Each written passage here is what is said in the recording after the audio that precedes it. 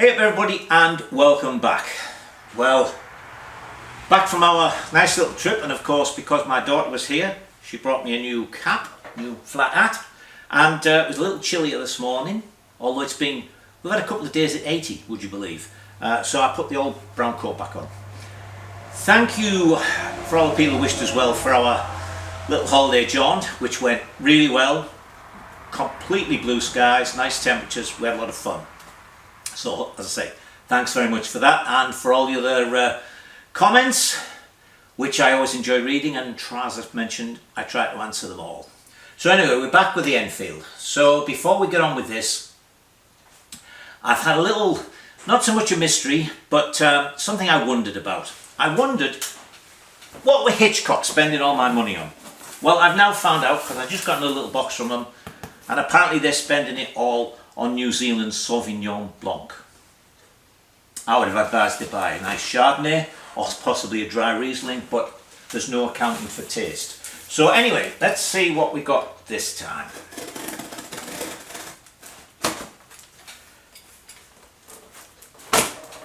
See if I can open it without opening a vein. Just talk amongst yourselves while I'm doing this. Hope you like the hat, by the way. She actually bought me a brand new checky one, you know, the greeny brown check. But what I always do when she buys me a new hat is the one that was my good hat becomes my work hat, and the new one becomes my good hat. So this was the one I was wearing for special occasions. Alright.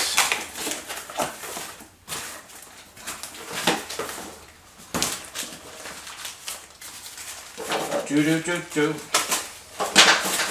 don't normally do, well, I never do unboxing videos, but you know, let's see what we've got. Alright, air filter. I think I'd mentioned that I was going to make an air box, but to be honest, every picture I've seen of the works replica type Enfield had a little pancake filter on it, so I got a little pancake filter. Nothing in that.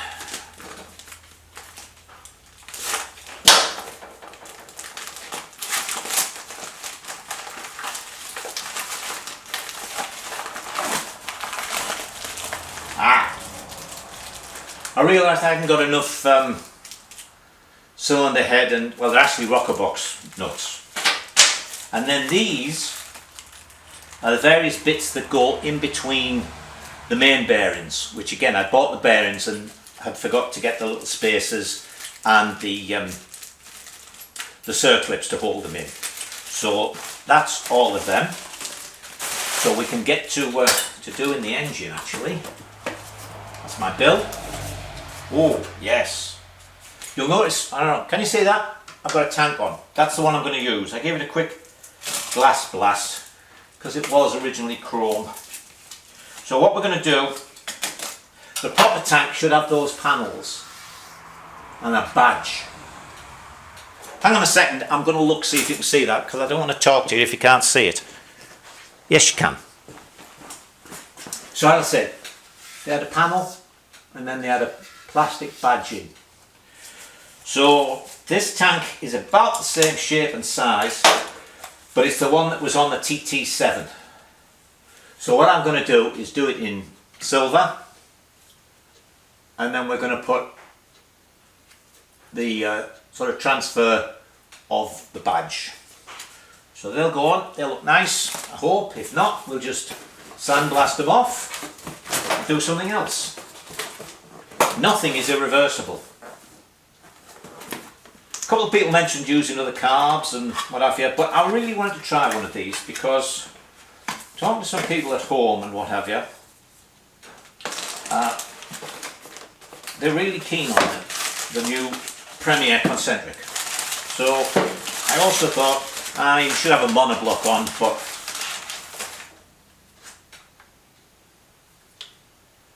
nice new carb.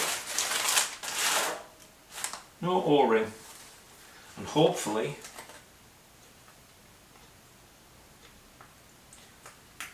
I thought it was the right size. There we go. So I'm surprised you don't get an O-ring with it. Come on Emil, that's a bit cheapskate. Not packed in there. No.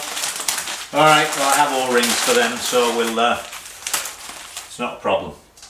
Alright, so having seen all that, I'm going to take you around the other side of the bike and show you what we're going to start and do today. Alright, what we have here is a situation that is common in both trials and snooker,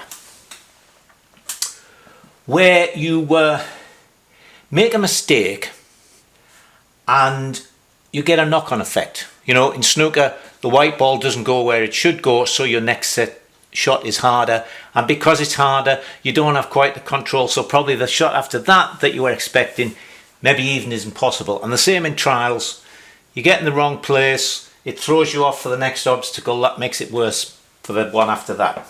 So here, you remember, I forgot to do the rear brake lever mount and where the rear brake lever was going to go. And because of that, I've made myself a couple of little problems.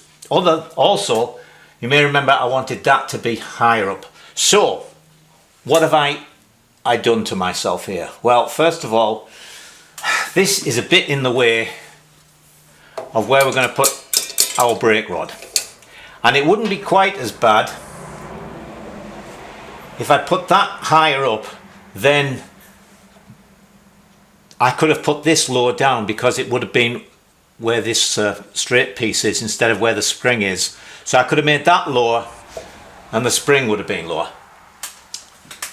But can't be helped. So fortunately it's not too much of a problem. I'm going to put a little piece of plate on here, and the pivot for the brake pedal is going to be there. I'm going to have a slightly curved brake pedal so it doesn't foul anything. And the arm of the brake pedal then is going to be about where this mark is, if you can see it. Now the next thing is, again, let me have a look, make sure I've got everything I want. Yes. The Tiger Cub rear wheel is made to have the brake arm down. In fact, the return spring, when that goes in, you can see it's designed to be pulling that way. But of course on a trials bike we don't really want anything sticking down. That should be up, out of the way. So because of this, that gives us a slight problem. Whoop.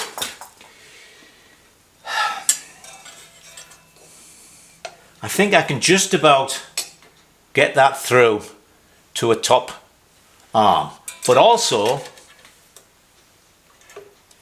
because that's designed to go down, we're right up against the adjuster here. That'll go a bit further up in the middle. So what I'll have to do here is make a curved arm, because I'm going to make one. I don't like this one, it's short. And the other thing I don't like about this is, let me take this off. Well, first of all, the square hole is really worn. But also, I don't like that. I like to have the type where it comes out, where there's two pieces and the trunnion is in between. This one to me it's going to be pulling to one side, so I don't like that particularly. But as you see there, we can't really have it, because this is the broken one actually. That's going to stick out a little bit more. This is as far in as it'll go here, so that's going to come further out. What I'll do before we start is I'll move the wheel out so that we know where we're working if the chain adjustment requires us to move the wheel back. So that's going to have to go round like that if we're going to have a top one, so that as it comes in it's got enough room to clear that. Then if we put it on up that way, it's going to be longer. We're just able to squeak through. It's going to be clear of that, and of course when the swinging arm goes up, when the spring goes up, it'll all go up, so that's going to go up like that with it. So we'll have to make one of these, and we'll have to make this. I don't even know actually if it would be, see, it would be easier to do it that way.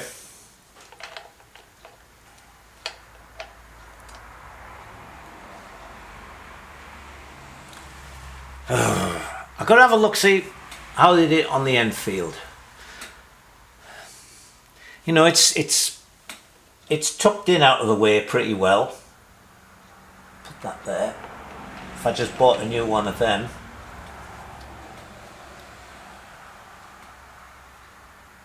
I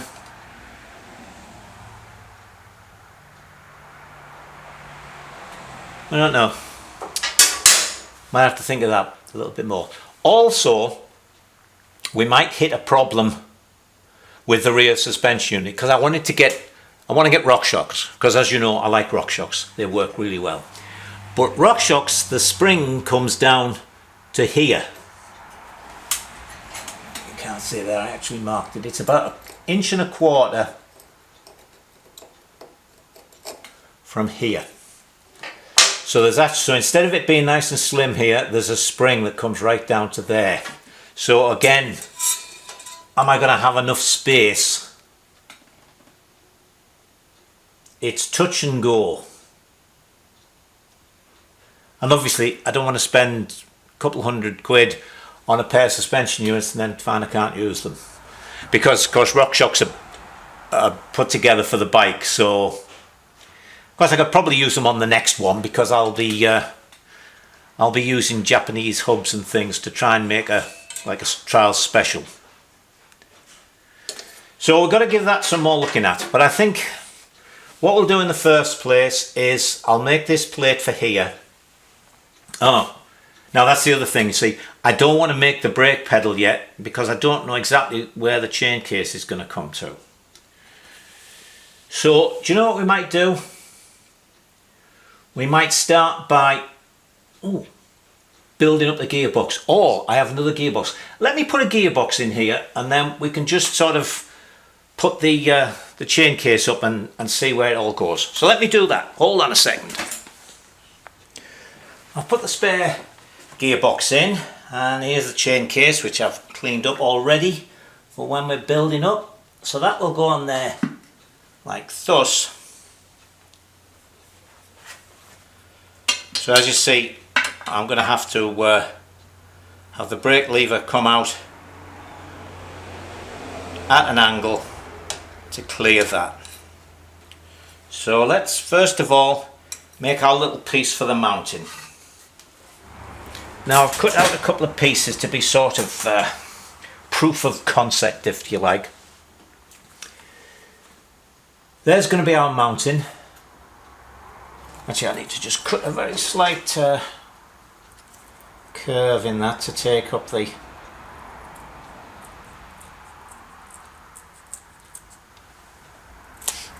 curve there. There we go, that's a bit better. Right, so that's going to go on there like that. Then I've also cut out roughly what I want the brake pedal to be like. It's going to be wider than this, of course, and everything to make it nice and rigid. But here I was more concerned about getting the various curves and where the arms will be to get enough movement. So that is going to be mounted onto that. We have one more consideration which we'll come to in a second. That will go on there like so. Now I'm trying to keep it in a bit because actually these are quite close in. I've just put a boot on there and I don't have a lot of space. Again, I don't know what I was thinking of with this. So anyway, there's how it's going to go on. So with a little pedal here, that's plenty of movement there for that, as you see. And with it like that, that going through to the top, that's nice. It's missing the spring, so everything is good. Now the other thing we've got to do, of course, is we can't just have this like that, two pieces of plate with a bolt through, because this is going to be wobbling all over. Just as we did in here, we need to have a nice wide pivot point. But as I say, I can't have it sticking out this side, which is where I would normally do it. So what I'm going to do is, that's actually going to be a 3/8 hole. And then we're going to get a piece of 3/8 rod and weld it into this, so that rather than having a bolt, that's going to be fixed. Then on the back of this, we'll have a piece of tube about 1/2 inch long with a 3/8 ID. That'll go into that, and that'll give us our pivot. Then we'll thread this end. I'll just use a 3/8 bolt, cut the head off and weld it in. And then we can put a nut on there, and that'll stop everything from wobbling about. So let me cut this piece out first and get it fastened on there. Well, I'll cut this piece out, weld some tube on the back, fasten it on there, and then we can see about making the pedal. Alright, it's Tuesday morning. Now last night I was sitting watching the latest Barry Pickard Yorkshire Classic trial, and sitting with a nice glass of Glenfiddich, which my wife Linda bought me for my birthday. And seeing as I wasn't doing anything else, I was able to think, and two things occurred to me. One was that all the bikes in that trial were had the prop stand on the other side, and I suddenly realised, I keep putting them on this side because I'm used to using the Japanese hubs with the brake on that side, so really I should have thought of that. But anyway, the other thing that suddenly struck me was that there was a spacing piece in here, so there was a gap between this plate and the brake plate, so that when I make this, I can make it straight. Actually, I had to put it in that way to get on the square, but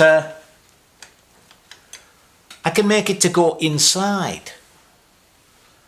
It'll be to the back more and higher, but I don't have to prat around trying to make a curved one, which will make it so much easier to make. Alright, so those are two minor things. Now let's get on with today's stuff. Now then, before I knocked off yesterday, I made up the piece and bronzed it on the back of there. So that is going to go in there, and that's going to be our pivot. And as I say, this is going to go onto there, and we'll have a nice area for this to run in. It won't have a bushing in it, but for this it'll be fine. So that'll go in there, and that'll twiddle about. Let's see, no, it's going to be like that. So there's going to be plenty of space for that, like that. So the next thing I've got to do is bronze that in there. As I say, I'm going to bronze it because I've got bronze down here, and if I try to weld it, it'll be awkward. But I'll tack it in and then bronze it, because I've got to make sure it's straight. Because if I have it like that, then the brake pedal's going to stick out here, or vice versa. If I have it slanted that way, it won't work. So I've got to put it in and make sure I get it nice. So I'll tack it at the top corner and at the bottom corner, and then I can sort of twiddle it like that to get it exactly right. I'm going to put it about there, and then when we make the brake pedal, we'll have a very thin washer just so that it turns easily, and we'll have to curve it out slightly.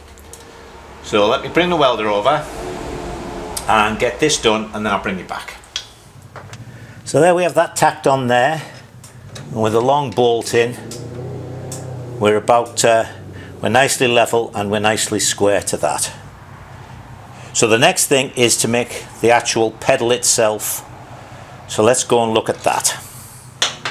Now I'm going to actually make the pedal in two pieces, for the simple reason that I don't have a piece wide enough to cut all this out of in one. So I'm actually going to use this template as a guide for the plasma cutter, because you remember the plasma cutter cuts, I think it's 1/8 of an inch away from the guide, so that'll add 1/4 of an inch to that, which will be just nice. So I'm going to cut it about like that. I'm going to extend this to here, because that's where the pedal's going to be. The actual foot part is going to be put on there. So we'll cut that out to just up here, and then we'll cut another piece out. I've got a piece here, and we can weld that on, and that'll go, and that actually gives us a chance to fine tune the angle at that side a little bit. So let me get all this clamped down, and then we'll cut that out. Now you were all tutting there, weren't you, and reaching for your keyboards to make a comment and say you're never going to use a piece of cardboard for that template, are you? So I got you, didn't I? Alright, so from the cardboard I've made one out of alloy, and I've actually drilled it so that it's holding it down, and I've got the hole ready. So let's see if I can use this thing properly for once. Yes, are you ready? Mind your eyes.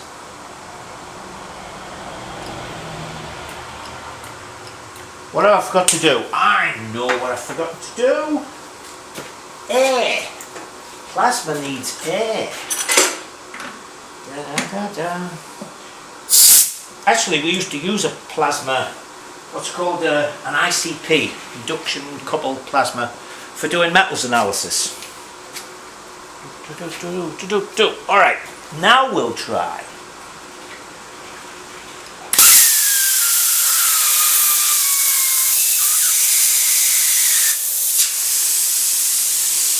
Come on.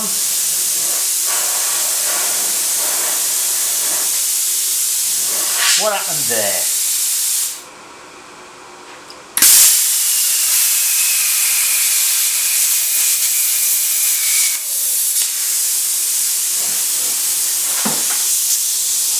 Something's going wrong. Hold on. It's alright, I know what it was. I've done a bit of welding on this table yesterday, and I'd moved the earth clamp for this thing. Okay, we'll start again.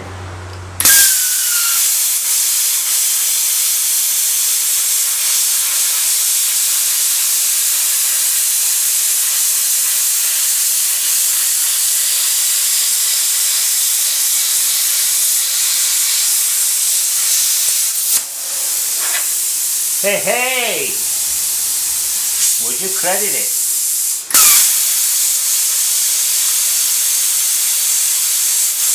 Come on, get moving.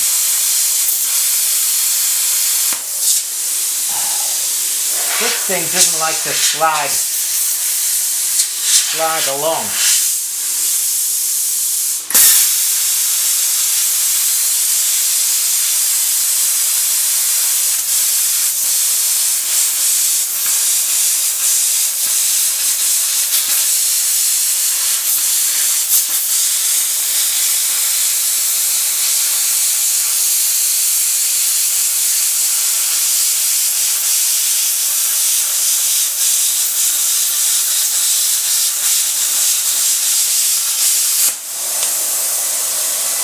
I think what I should have done there actually is made the edges of the aluminium smoother.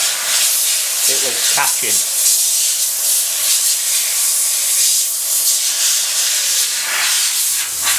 Alright, let me do the couple of little bits where I was snagged on the edge of the alloy, and then we'll carry on with that. So there it is cut out. You can see the couple of places I snagged. So I'm not quite perfect at this, but I'll tell you what, that was a lot quicker than trying to cut it out with a bandsaw or anything else. So I'm pleased with this thing. Alright, let me tidy it all up, and then I'm going to drill some holes in it, because it's a pretty hefty piece. I wanted it to be rigid, but I don't want it to be too heavy. So I'm going to drill some holes in it, and then, as I say, oops, still hot, we'll make a piece for the top. So let me get on and do that. Now then, there it is, with its holes in it and all cleaned up. A couple of places where I'd burned into here, I filled them up with some weld and did them. But you lot let me down again. I forgot to put the little bit on the end. It was supposed to come round and then get cut that way. I'd even moved it back far enough to let me cut a piece for the, and you let me just cut straight off. I don't know. Anyway, that's going to go on there like that. So when that's about right for you to put your foot here, that's going to be there, so that's going to be plenty of movement. Okay, so as you can see, it needs bending out around here, so we're going to heat it up, put a nice bend in just here, to bring it out of the tube and then bring it round again a little bit, because don't forget we have our chain case to see to. So let me put this first bend in. You know, I keep forgetting I've got that bending brake, so I've been using that, which is nice because I don't have to stand around waiting for things to cool down. So that's going to go on there like that. Whoops. See, I've put some bends in it. That's going to go on there like that. So we're round that. We're still nicely tucked in. I'll maybe do a little bit more at this end. Just tweak that out slightly.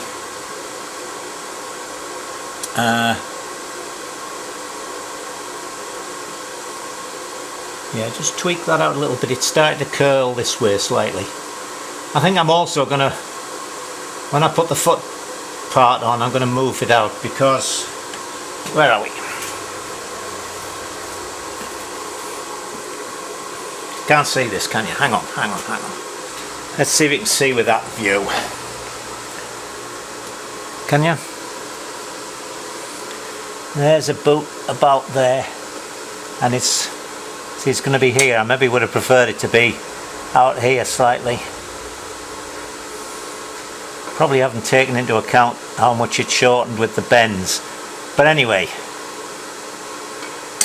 we will deal with that. So let me make the piece to go on here, and we'll weld in our 3/8 piece there, and then we'll see about making the upright. Just want to show you this. I just cut this piece, look. That's what happens when you get it right. I mean, I haven't touched that at all. That's how clean a cut it is. So, okay, let me get on. Now then, there's our little foot piece. So that's going to go on there like that. So let me get that welded on there, and then we'll see about making the upright. Okie doke. So I've welded that on.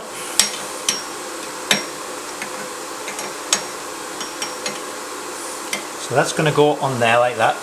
So the next thing we need is to have this welded into there. So I've put a nut on, threaded it, I had to use a piece of rod, I threaded it down, put a nut on so it's just nice and flush, and that's up to the end of its threads. Now what we'll do is we'll put that through there like that, and a washer on there,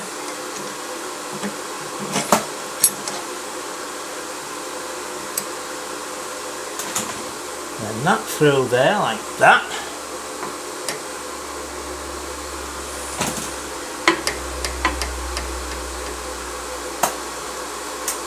And mark the back side, and then I'll cut it off, turn it round and weld it into this side. So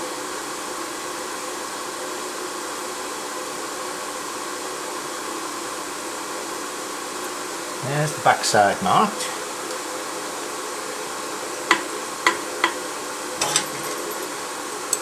So we'll cut it off there and then turn it round and weld it in. So let me go and do that.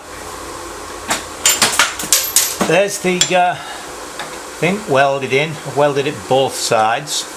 So I'm just putting a 3/8 washer on now. What I'm actually going to put on is a wider washer to give me more surface area. So that's going to go in there like that. Then supposedly on the back should go another washer. And I'm going to use a lock nut on that side, so that a nylock type nut. As I say, I should have made it so that it'll go right to the end of the threads without tightening up on this. If I can actually get it on.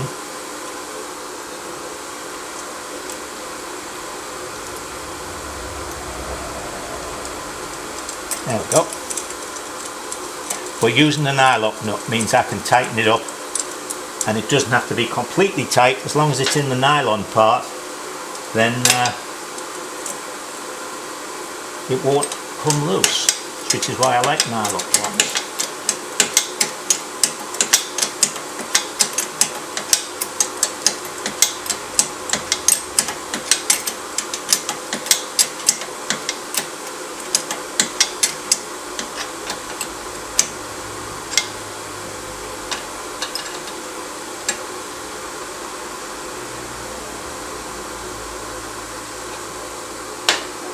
So let me put my chain case back where it should be.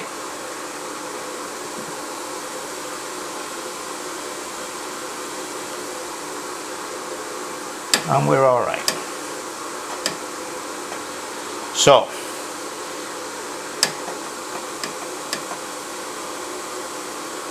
there we go.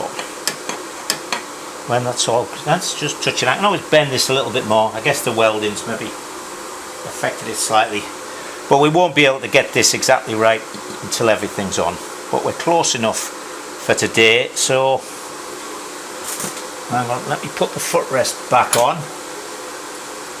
I took it out just to make it a little easier to get at that.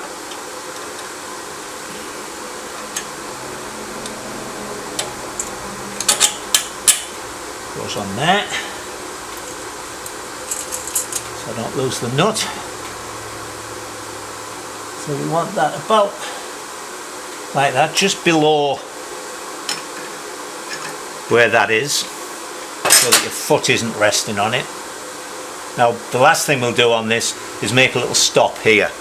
I'm not going to bother making an adjustable stop. I'm probably just going to weld a little bit of rod in or put an Allen bolt in or something, because I'm going to be riding this, so I'll set it where I want it and then that will be fine. So there we go. I've left me a bit of cardboard over there. Hang on. Now we'll try that.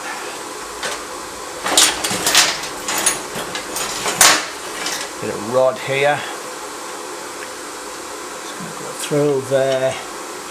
Miss that spring.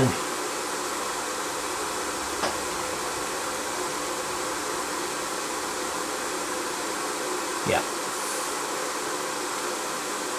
That will be fine. So, out, bang, crash wallop. So I'll cut this piece, and of course it'll be matching up to that. Drill that hole, weld it on there, and the brake pedal itself is done. Now I've welded on the arm. Actually a thinner washer in here. That nut is now tightened up, so that's perfect.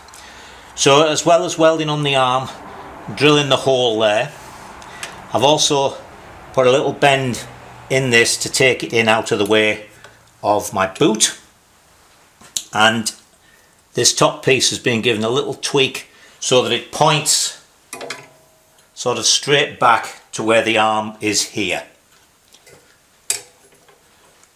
Now if you're wondering why I made that like that, it's because when you make the clevis, it's not going to be such much of a problem here, but sometimes if you make it straight, when that begins to bend, you'll find the clevis rubs against this, so it's got to have a little cut out for the clevis to move in, but we'll be fine. So that's going to be like that. As you can see, it nicely clears the spring and there's a lot of movement. So the next thing to do is actually to make this rod. So what we're going to do is thread this end for the doodad that goes on there. We're also going to thread this end because we're going to make a clevis, and then we'll nickel plate the clevis. This is stainless, and then we can screw that into the clevis and everything will be good. But that's more than enough for today. It's surprising how long that takes to make. So I'm going to go off, probably have another Glenfiddich, and see you another day. Alright, it's the next day, but before we start work, I have a couple of things to mention. One, I have an apology to make.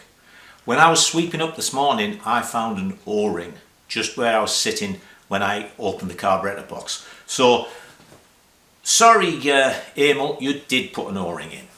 Okay, second thing is, when I was talking about the ignition earlier, I was sort of keeping it a secret what I was going to do. And then Charlie Prescott and one of our viewers sort of said, well, it's an alternator model, why don't you use an electronic ignition? So that's what I was planning to do. So yesterday afternoon arrived Electrex World, so you'll see me fitting that. And there was something else. Oh yeah, and I spoke to Gary at RockShox yesterday and ordered the suspension units. So what we're going to do here is the brake arm to go on there. Now I've cut a piece, a flat, and put some die chem on it. What I'm going to do is mark it all up because I'm going to drill some holes in and it'll be easier to hold it in the vise than before I shape it and look it nice.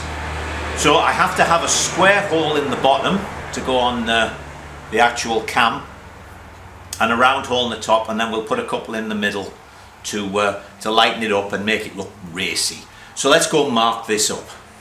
Now I hope this shows up all right here, but what I've done is marked the centre line. There is where we're going to have the 1/2 inch hole for the trunnion to go through. Then down here is where we need to have our square hole.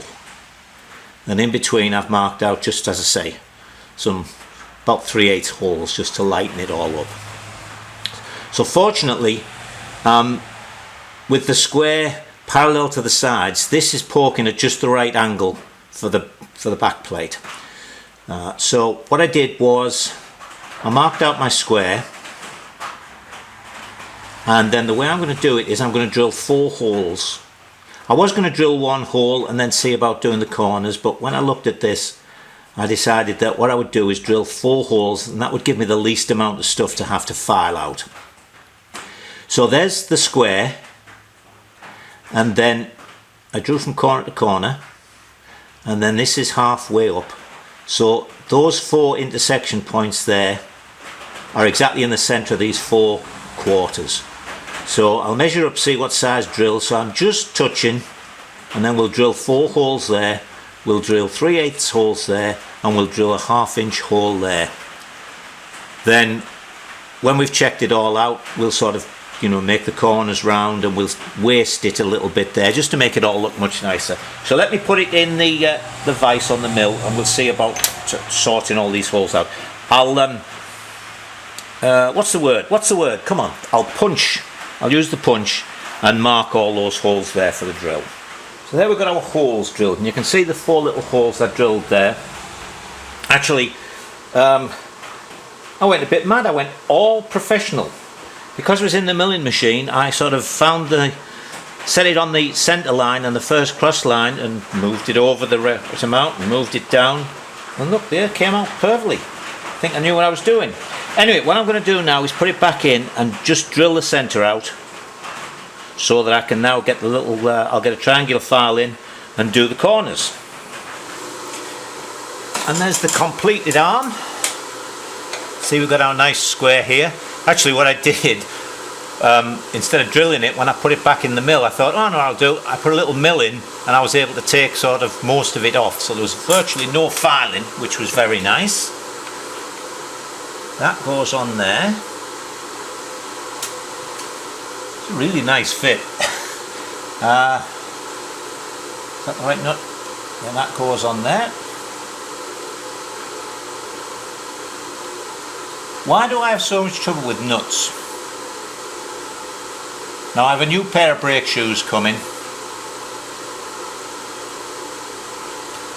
because at the moment, you see, that goes off too far because the brake shoes are worn. But there it is. I've given it a couple of very slight turns to make it clear this a little bit better. But where is it?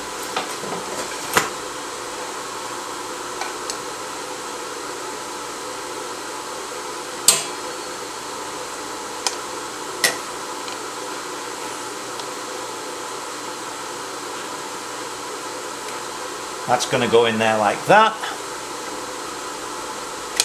and that will pull.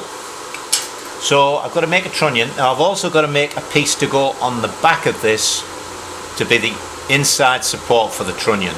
So I'll just make a piece identical to this top bit, weld it on there so that it comes out, stick the trunnion in. Okay, so let me make a trunnion and weld that bit on there. Right then, there's the finished brake arm, and we have, where is it, a trunnion to go in it, like thus. So that's going to go on there. There's my little nut.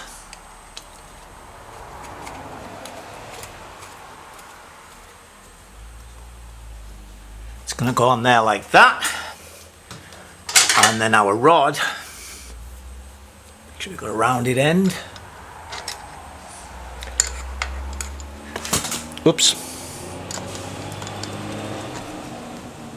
Oh, we need that hole deburring. Anyway, the rod's going to go in. You know the rod's going to go in. Now, I was going to make a clevis for the end of this to go on the other end. And when I was ordering some new clevis pins, I noticed that McMaster-Carr actually sold clevises, so I ordered one. And I'm a bit disappointed with it. As you can see, it's enormously long and it's rough cast. So first of all, I sort of, cursed a little bit and said I'm going to have to make one. But I think what I can do is just shorten this, drill it where I need it, and just dress this rough casting up. So there's what it looks like now. Let me go and wear work on it. Alright. There it is, I've shortened it, sanded out all the casting marks. That looks fine. I've also threaded this end and where is it? Made up a piece for there. So let's get this put in here.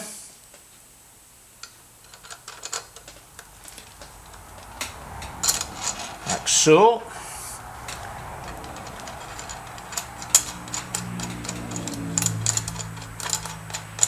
Screw that on there. And put our clevis pin in there.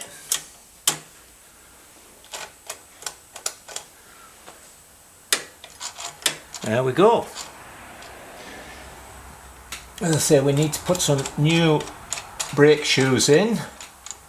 Also, I've got to think of some way of having a spring to pull it back. But there we are.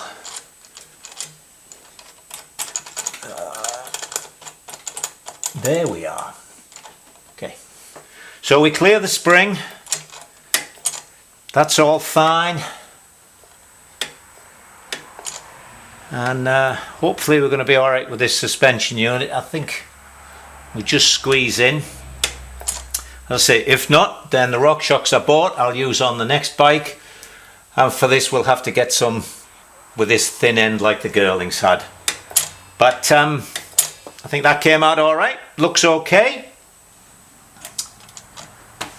So that's it for this week. Not sure what we'll be doing next week. I have one bracket to put on this for the coil for the electronic ignition. Other than that, oh, and I've got to put a stop here. Other than that, I don't think I have to drill or weld or anything on the frame. I mean, I've got a couple of things to finish off because I want to get it painted before the cold weather starts coming in. Heating's not that easy. Oh, I want to drill a couple of holes in there as well. But other than that, that's pretty good. So as I say, that'll do us for this week. So until next week, enjoy yourselves.